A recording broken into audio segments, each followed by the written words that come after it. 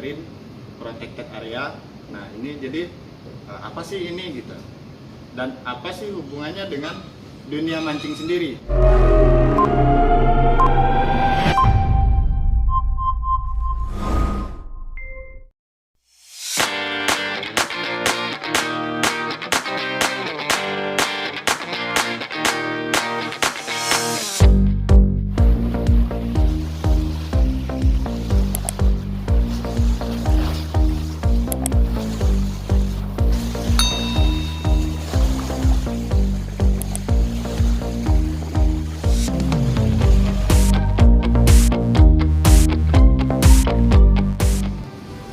Assalamualaikum warahmatullahi wabarakatuh. Jumpa lagi dengan saya di Petualang Seliwinyo Fishing Channel. Hari ini ya, saya habis mengikuti pelatihan di Kota Padang, tempatnya di Hotel Ibis, masalah MPA Marine Protected Area. Nah ini jadi apa sih ini gitu, dan apa sih hubungannya dengan dunia mancing sendiri? Nah kebetulan saya mewakili Dream Fishing Club, salah satu klub mancing yang ada di Kota Padang, untuk kita menggali lebih dalam lagi nih informasi. Dan kebetulan bersama saya sekarang sudah hadir Bapak Ilham dari koordinator wilayah kerja TWP Pulau Pie di Padang sendiri. Nah, nanti pasti ya banyak nih bertimbul pertanyaan di benak teman-teman, apa TWP, apa Pulau Pie atau apa segala macamnya. Nanti kita dengar penjelasan dari Bapak Ilham. Selamat siang Pak. Selamat siang. Terima kasih Pak atas waktunya. Dan kemarin kita sudah mengikuti pelatihan, dan ini sengaja saya undang Bapak untuk menyampaikan informasi juga kepada teman-teman para pemancing ataupun nelayan-nelayan yang ada di Sumatera Barat ataupun masyarakat yang akan memasuki kawasan konservasi yang seperti kita pelajari kemarin Pak. Nanti kalau saya yang jawabnya, saya takutnya nggak pas ini Pak. Oke. Ya, jadi di sini saya ada beberapa pertanyaan Pak. Yang pertama yaitu apa itu MPA? MPA dan tujuan MPA ini apa, dan tujuan dari kita melaksanakan BIMTEK kemarin itu apa? Mungkin itu Pak. Baik. Terima kasih banyak nih Pak Ferdi. Salam kenal. Perkenalkan, nama saya Yuwandi Ilham, biasa dipanggil Ilham. Saya ditugaskan jadi koordinator wilayah kerja Taman Wisata Perairan Pulau Pie dan laut sekitarnya. Saya di bawah LKKPN Pekanbaru.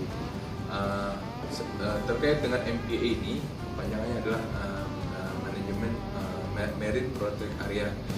Jadi awalnya itu muncul MPA ini itu dari kegiatan Kormap gitu. Jadi terkait dengan kawasan yang diprotek, yang dijaga dan dilindungi. Makanya nama BIMTEK-nya BIMTEK Marine Protected Area. Ya. Kegiatan BIMTEK ini dilakukan sebenarnya ini mungkin sebelumnya sudah ada di tahun 2019.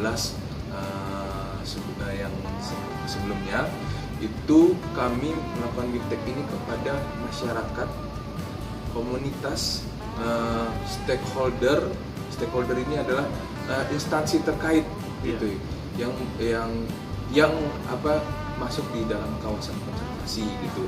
Jadi MPA ini, BIMTEK ini agar biar mengetahui apa itu konservasi. Iya. Kenapa kita perlu konservasi dan apa yang kita lakukan dengan konservasi. Jadi intinya MPA Marine Protected Area, ya marine tentu kelautan ya Pak. Betul. Kelautan, mungkin ada sebuah kawasan yang di laut, yang mungkin ada pulaunya atau apanya, yang ditentukan dan diatur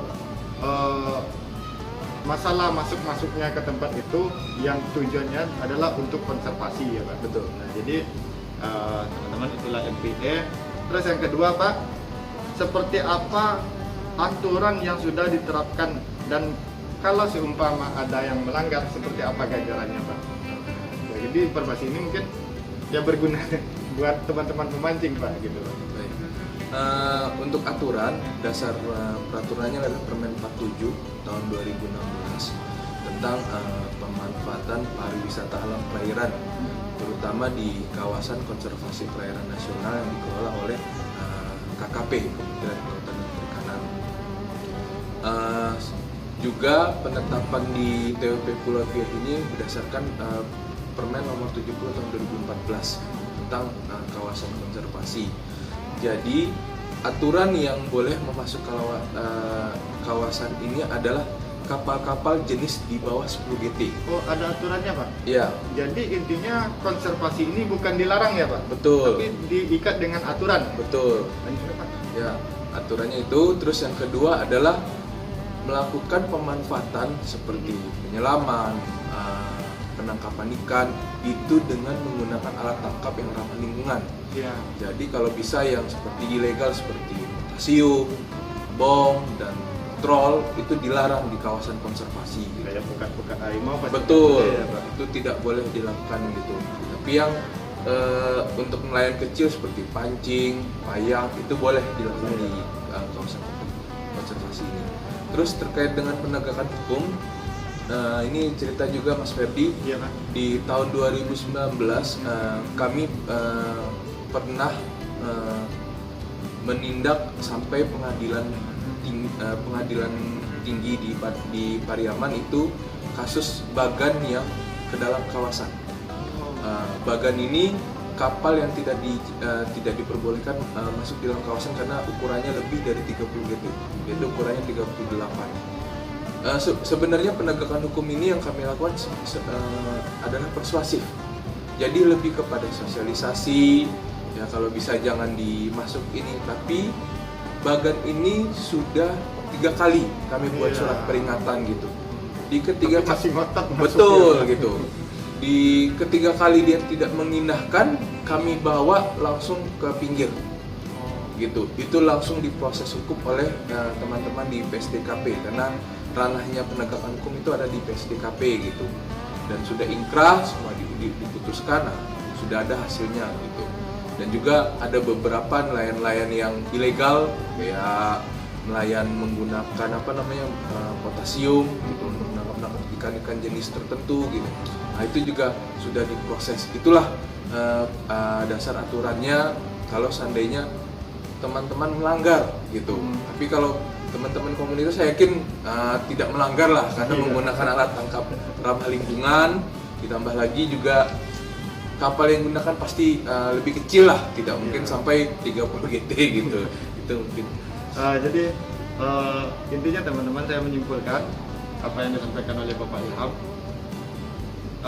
Kapal yang diperbolehkan masuk ke kawasan konservasi itu ukurannya di bawah 10 GT ya, Pak? Betul. 10 GT. Jadi 10 GT ke atas itu dilarang masuk ke konservasi. Nah, artinya di sini konservasi kita bukan dilarang masuk mancing ke situ gitu. Nah, bukan dilarang, namun ada ketentuannya. Nah, jadi ketentuan ini pun nanti akan berlaku juga ya buat kita yang menggeluti sport fishing ataupun tradisional fishing gitu. Dan seperti kata Pak Ilham tadi, tidak langsung ditangkap juga ya, Pak? Betul. Berarti kita diedukasi dulu atau disosialisasikan dulu sekali, 2 kali. Kalau masih rewel, ya terpaksa apa boleh buat gitu. Dan tujuannya dari LKKPN ini juga untuk ya kalau bagi kita pemancing tentu untuk melanjutkan hobi kita gitu. Nah kalau bagi nelayan tentu buat kelangsungan hidup. Nah bisa menangkap ikan yang banyak di situ gitu. Nah kira-kira Pak, aturan ini buat siapa saja nih Pak? Baik, saya juga nambahkan juga Pak Ferdi, ini juga untuk masuk kawasan ada izinnya. Ada izinnya? Ya, ada izinnya. Jadi izinnya itu sebesar Rp10.000 per kepala. Murah ya Pak? Betul. Oh berarti ada izinnya dan ada ya sedikit kontribusi lah mungkin Betul, ya Pak? untuk negara. Jadi izin ini nanti bukan buat kami, tapi Iya. buat negara. Jadi teman-teman komunitas yang melakukan kegiatan pariwisata, memancing, itu bisa mendaftar ke kami via WA, mendaftar berapa berapa orang dengan menggunakan nama dan identitas. Gunanya nama dan identitas ini siapa tahu, kita tidak tahu nih yang namanya di perairan Sumbar ini kadang-kadang pagi berubah, pagi cerah, siang berubah, nah, tiba-tiba ada bermasalah kapal atau seperti apa. Ini gunanya untuk biar kami menginformasikan ke Basarnas, Satrol dan Polairut gitu. Jadi untuk melakukan cepat-cepat untuk melakukan antisipasi. Dan juga untuk nelayan asing dikenakan 100.000. 100.000. Per Kita kapal. 10.000, nelayan asing 100.000. 100.000 gitu. Itu juga ya memang ini gunanya nanti siapa tahu dari hasil ini, karena untuk dimasukkan langsung ke bendahara pemerintah ini bisa dimanfaatkan oleh masyarakat sekitar gitu. Berarti untuk kawasan konservasi juga. Betul. Nah, jadi ini Pak, yang tadi Pak, Ya. kira-kira untuk siapa saja gitu kan? Oke. Kan sekarang yang adanya cuman kami pemancing Ya. dan nelayan gitu. Betul. Kira-kira ada lagi nggak Pak? Untuk yang ini pemanfaatan ini penyelaman boleh, wisata selam, wisata snorkeling maupun wisata yang menuju pulau-pulau yang ada gitu. Karena memang untuk tambahan informasi di kawasan ini ada kita mengamati cetacean atau lumba-lumba. Ada juga untuk mengamati penyu-penyu yang ada di pulau-pulau, itu juga ada gitu. Jadi berarti ada semacam penangkarannya Pak? ada set penangkarannya gitu, semi alami gitu. Jadi kami usahakan sealami mungkin untuk kegiatan penangkarannya gitu. Nah, jadi itu bagi wisatawan juga ini. Jadi intinya untuk wisatawan, untuk nelayan, untuk pemancing, kita yang pemancing ya, apakah sport fishing atau tradisional fishing, itu semuanya gitu. Aturan ini berlaku. Dan juga untuk lapisan masyarakat yang ingin berwisata ke pulau. Nah, apakah itu melakukan kegiatan diving atau snorkeling, tapi dengan catatan tentu teman-teman yang menyelam sama diving itu tidak boleh nginjak karang ya. Betul. Nah, dan kita pemancing kalau mancing ke situ kapalnya di bawah 11 GT, dan kita janganlah buang jangkar sembarang, pasti merusak karang juga ya Pak. Betul, betul. Nah, jadi sementara yang karang ini adalah ya tempat bersarangnya ikan-ikan gitu. Nah, jadi kalau bayaran yang 10.000 tadi Pak, Iya. kalau menurut saya pribadi itu sangat murah lah Pak. Sebab di kampung saya seperti di Sijunjung Pak, Iya. itu kita mau mancing di Lubuk Larangan, Iya. itu bayar 35.000 sampai 50.000 satu kepala loh Pak. Nah, gitu. Ada juga kalau yang ada event-eventnya itu sampai 100.000 per Iya. kepala Pak. Nah, jadi apa salahnya ini uang yang 10.000 tadi bukan buat Pak Ilham gitu. Betul. Intinya buat pulau itu juga nantinya untuk keberlangsungan pelestarian, seperti kata Pak Ilham tadi, ada penyu, ada juga penangkaran penyunya. Terus juga kalau wisatawan ingin melihat lumba-lumba secara langsung ya Pak. Betul. Itu tapi ya, pasti ada waktunya lah ya Pak. Betul. Jadi kan nggak kayak di Ancol setiap hari bisa ngelihat, soalnya di Ancol itu kan kolam. Iya. Nah, ini di laut lepas. Dan selanjutnya Pak, ini kan ada konservasi ceritanya tadi Pak. Ya. Konservasi. Nah, kira-kira konservasi ini di wilayah mana saja Pak? Di wilayah laut mana saja yang dikonservasi, yang ya khususnya tentu di Sumatera Barat dulu ini Pak. Baik, jadi mungkin untuk wilayah kerja kami sebenarnya kami LKKPN Pekanbaru ini itu ada 2 lokasi wilayah kerja. Nah, itu ada pertama di Kepri, Kepulauan Riau, itu di Anambas. Di Anambas ya Pak. Betul. Jadi namanya itu Taman Wisata Perairan Kepulauan Anambas dan laut sekitarnya gitu. Dan satu lagi di wilayah Sumbar ini ya di Taman Wisata Perairan Pulau Pie. Iya. Dan itu cuman 2 yang ada di wilayah barat. Sedangkan sisanya 8 kawasan itu semuanya di wilayah timur, itu di balai KKPN juga gitu. Jadi inilah lokasi kerja kami gitu. Iya.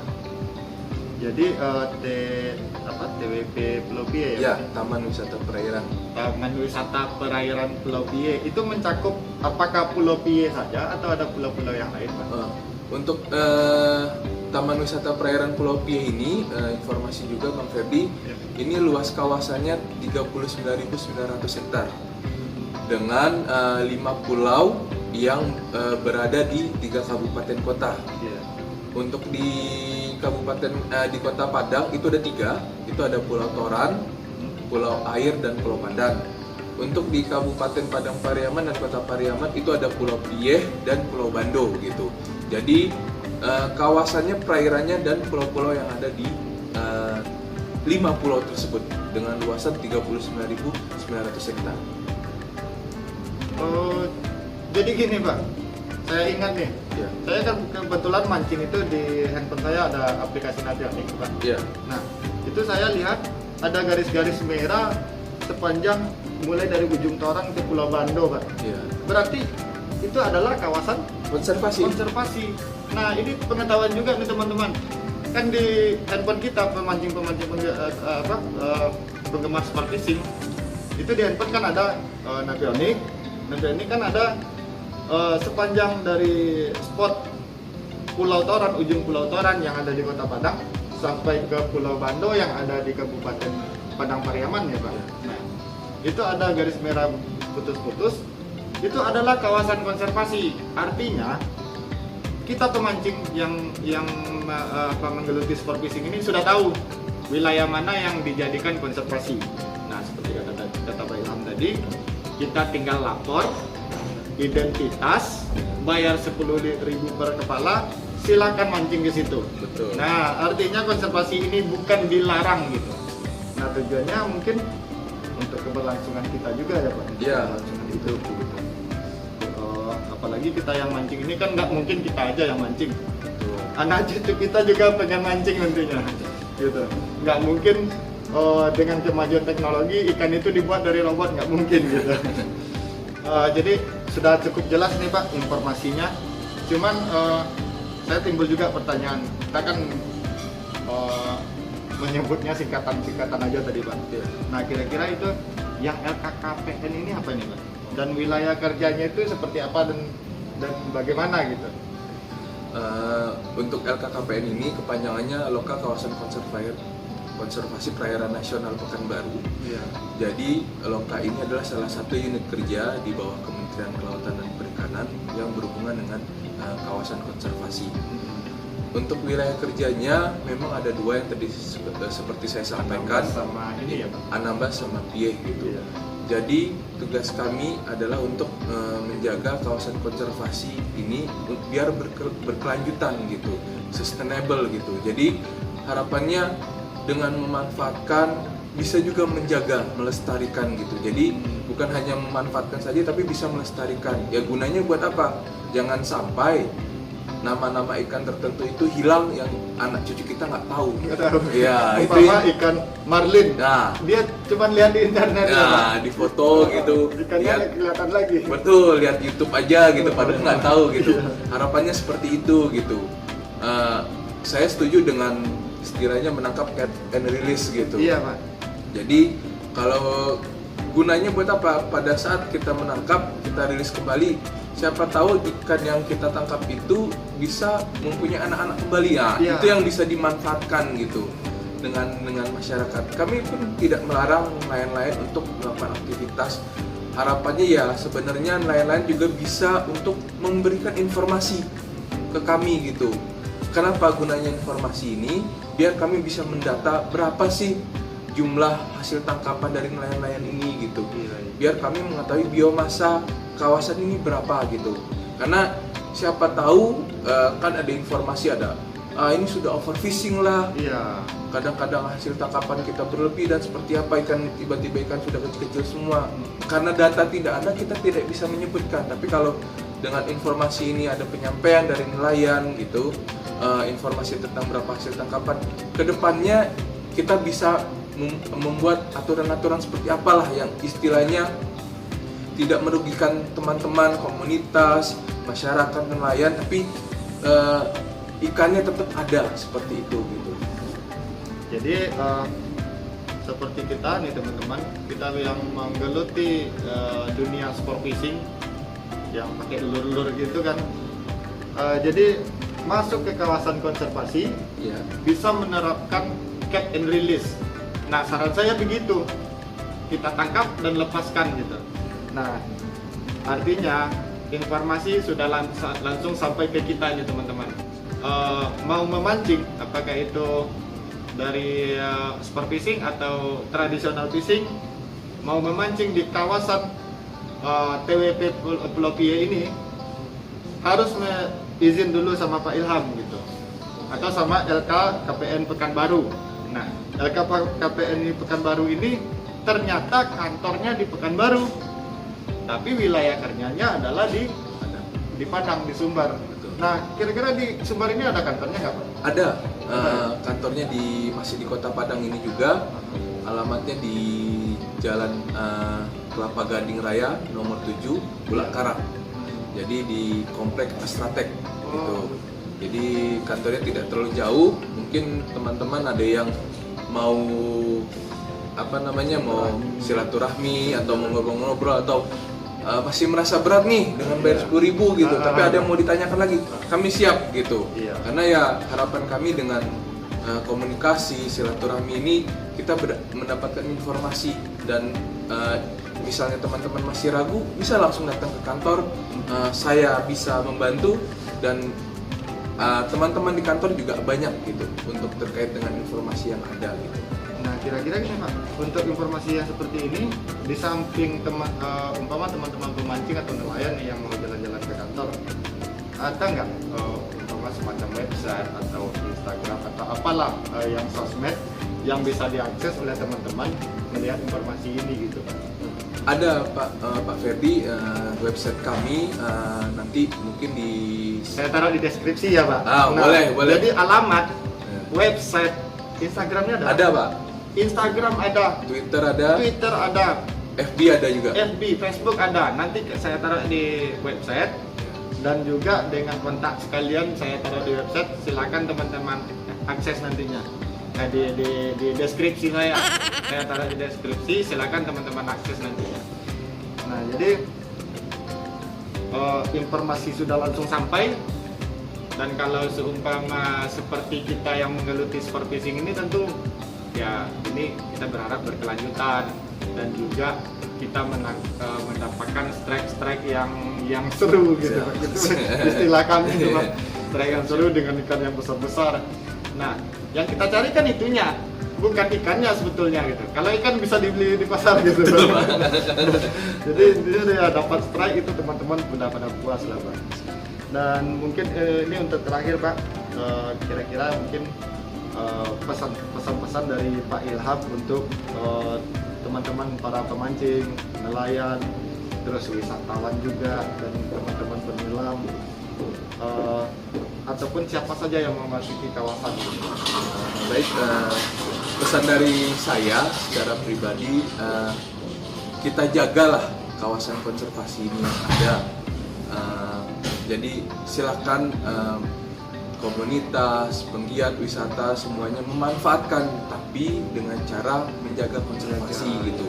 Dengan ya seperti yang disampaikan Pak Ferdi tadi, jangan pakai jangkar, terus habis itu jangan menginjak karang, gunakan alat tangkap yang jadi ramah lingkungan. Tapi yang terpenting sih sebenarnya jangan buang sampah sembarangan. Iya, apalagi sampah plastik. Seperti itu. Itu bukan hanya merusak kawasan juga, itu juga nanti semuanya kena gitu. Itu yang saya pikir yang pesan-pesan dari kami gitu. Kami siap menerima kedatangan bapak-bapak semua yang mau koordinasi, mau bertemu ataupun sambil ngopi-ngopi pun siap gitu. Intinya ya sama-sama lah kita mengelola kawasan konservasi ini. Memang tugas kami sebagai aparat pemerintah yang ditugaskan oleh negara untuk menjaga, tapi dengan bantuan dari teman-teman semua, siapa lagi yang bisa menjaga kawasan ini kalau bukan kita gitu, seperti itu mungkin. Jadi intinya teman-teman, kelestarian alam itu adalah tanggung jawab kita bersama. Intinya kebetulan ada badan pengelolanya, kenapa tidak kita bantu sama-sama gitu. Dengan umpama seperti wisatawan, mau berkunjung ke Pulau Pi atau ke Pulau Torang atau ke Pulau Pandan, di Pandan ya Pak, Iya, penanggalan penjunya. betul. Di Pandan ataupun di Pulau Bando ya Di Pak. Bando ada Nah, juga.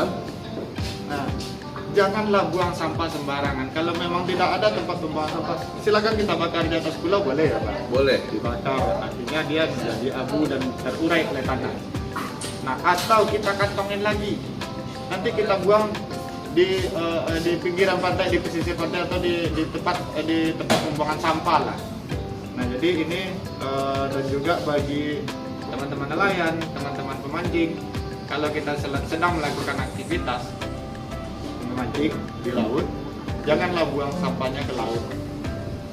Dan juga pesan juga buat para pengelola kapal Pak, mungkin bisa menyediakan kantong ya Pak Ya. di kapalnya buat khusus untuk tempat sampah. Nah, siapa lagi yang memperhatikan kelestarian alam kalau tidak kita? Jadi begitu teman-teman, nanti mana kawasannya yang termasuk kawasan konservasi, saya akan ini, silakan teman-teman lihat di naviannya kita ada. Ini garis-garis putus-putus ini adalah merupakan kawasan konservasi. Jadi kita sudah tahu nih sekarang. Nah, jadi kedepannya apabila kita mau masuk ke kawasan konservasi, kita izin dulu, kita laksanakan kewajiban 10.000 kok. Dan untuk kawasan itu sendiri juga. Nah, jadi apa salahnya kita sama-sama membantu menjaga kelestarian alam. Mungkin itu Pak, terima kasih Pak atas waktunya. Dan mudahan dapat pencerahan bagi teman-teman, para penonton, para pemancing dan para penggiat wisata maupun wisatawan, teman-teman penyelam. Semoga informasi yang disampaikan Pak Ilham bermanfaat untuk kita bersama. Mungkin hanya itu dari saya. Saya Petualang Sejunjung mengucapkan terima kasih banyak. Assalamualaikum warahmatullahi wabarakatuh.